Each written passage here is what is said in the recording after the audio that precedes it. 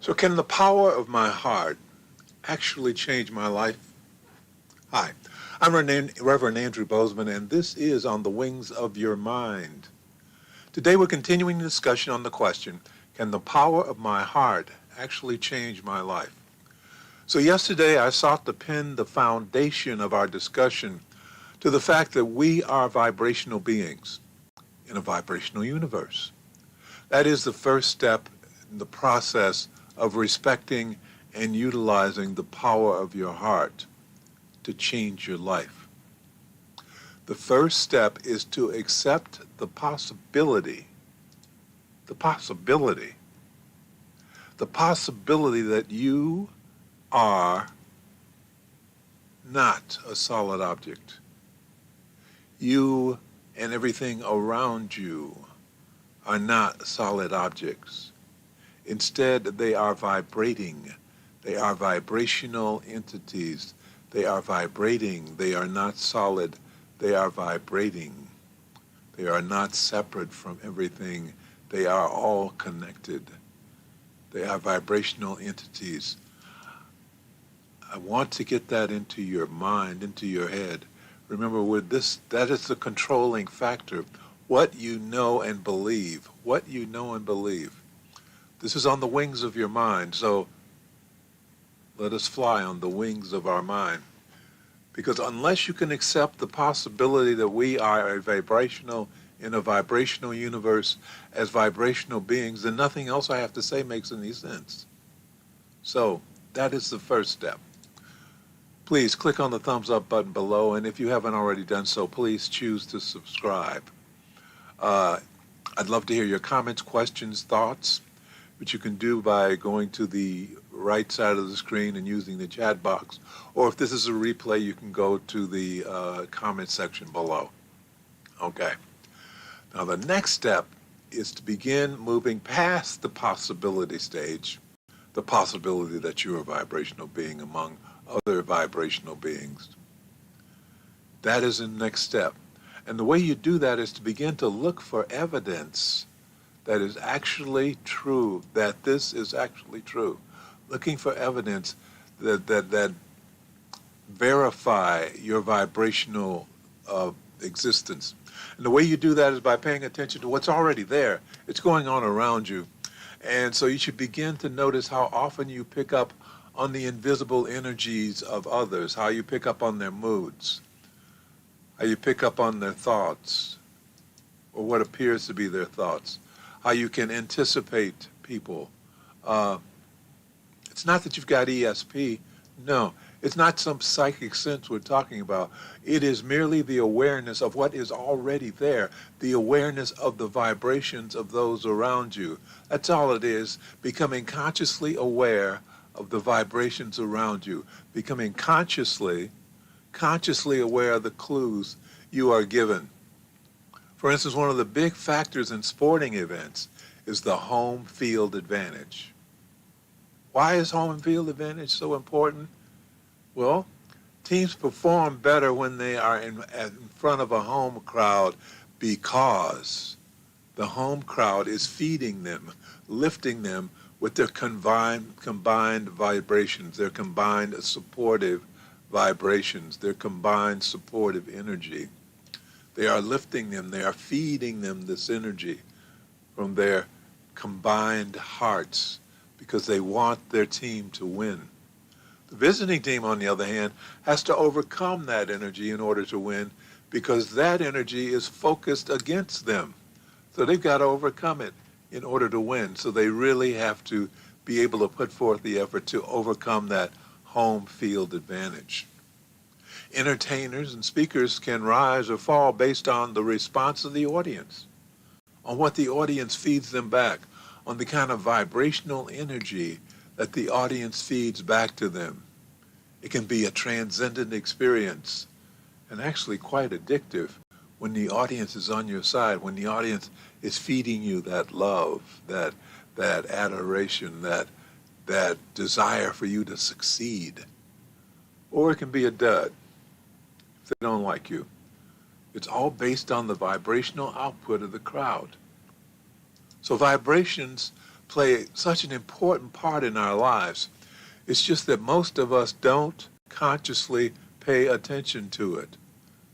That's all. We don't consciously pay attention to it. It is always there. We just never notice it. And so my goal is to get you to notice it. My goal is to get you to accept it. My goal is to get you to learn how to use it. So in helping you to become spiritual warriors, my goal is to elevate your awareness of the fact that we are vibrational beings and that our hearts are the primary generator of our vibrational field. Our hearts are the primary generator of the vibrational field.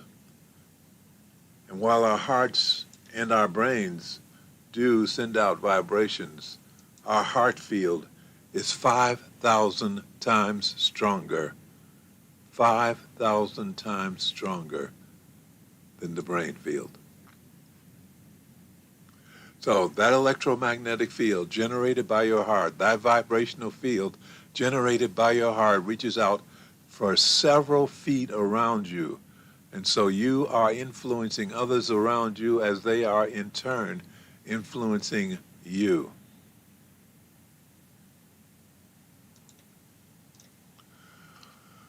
So the next step, after acquiring your awareness of our vibrational state, our vibratory state, the goal is to learn to eventually elevate yourself, your vibration, and empower our own lives, as well as to help others elevate their lives around them.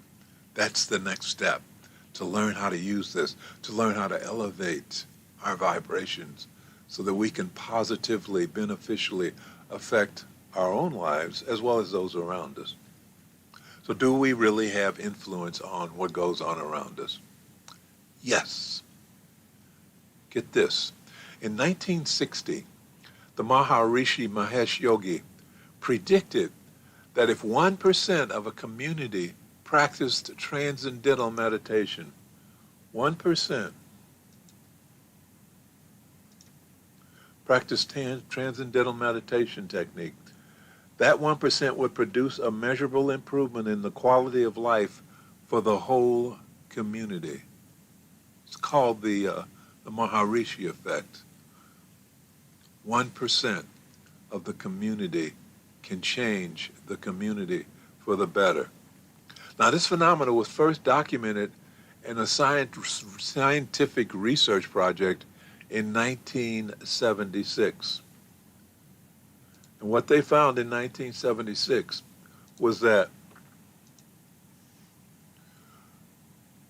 truly when 1% of the population was meditating, transcendental meditation within this community, the crime rate was reduced by 16% on average, 16%.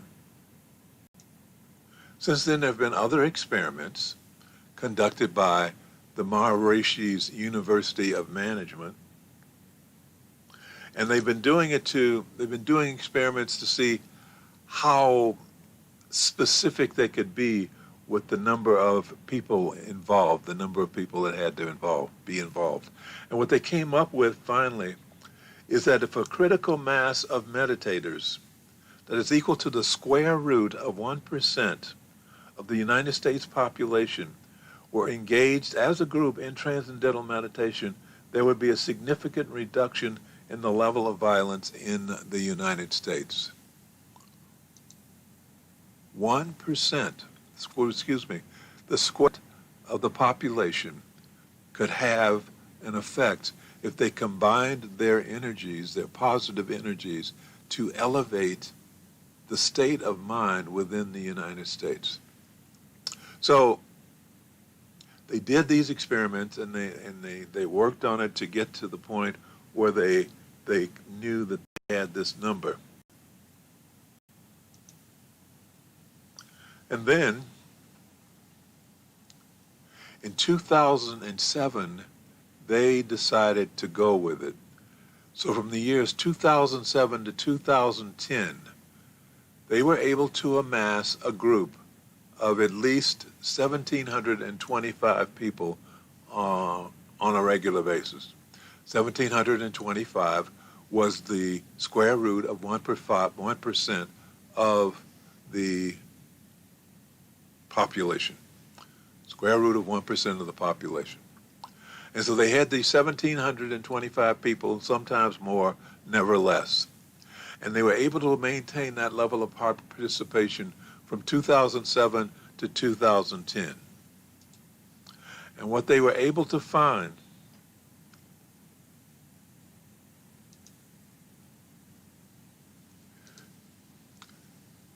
is that there was a drop in the crime rate. There was a drop in the crime rate and the homicide rate over that 4-year period. The homicide rate dropped 21.2%. And the crime rate dropped the violent crime rate, that is, dropped 18.5%.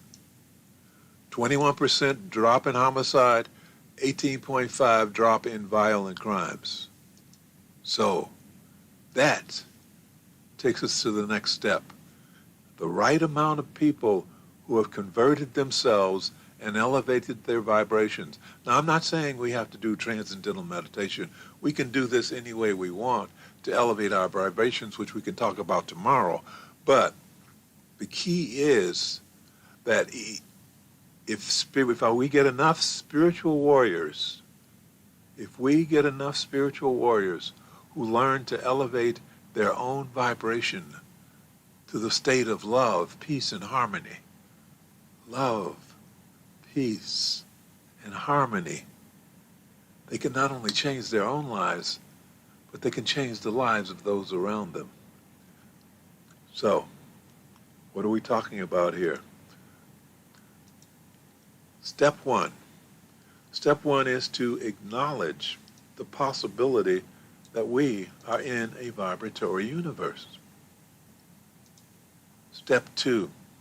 Step two is to accept the possibility that we not only live in a vibratory universe, but that we ourselves are vibratory beings. Step three. To accept the possibility that our vibrations, the level of vibration that we have, can affect our own lives. And number four, to accept the possibility that our vibrations can affect those around us. Can affect those around us. And finally, number five, to learn how to use, how to elevate, how to manipulate, how to move our vibrations up to a higher level of peace, love, harmony. Peace, love, and harmony. Learning how to do that is critical. And that is our goal, to learn how to elevate our vibrations to a level of love, peace, and harmony. So, that's where we're going. And so tomorrow, we're going to start talking about how to do that, how to get there, how to elevate our vibrations. But the first step was to get to the mindset, or the understanding that it exists, that it's real, that we are vibratory beings, that the universe is vibratory. Therefore, it can be influenced, it can be changed by the very state of our own being. That's what we're after. By the state of our being, we can change not only our lives, but the lives of those around us. And in this environment of fear and anger, of conflict, it is bombarding us every day, we have the power to change it. We do. Talk about it tomorrow. Let's close with prayer.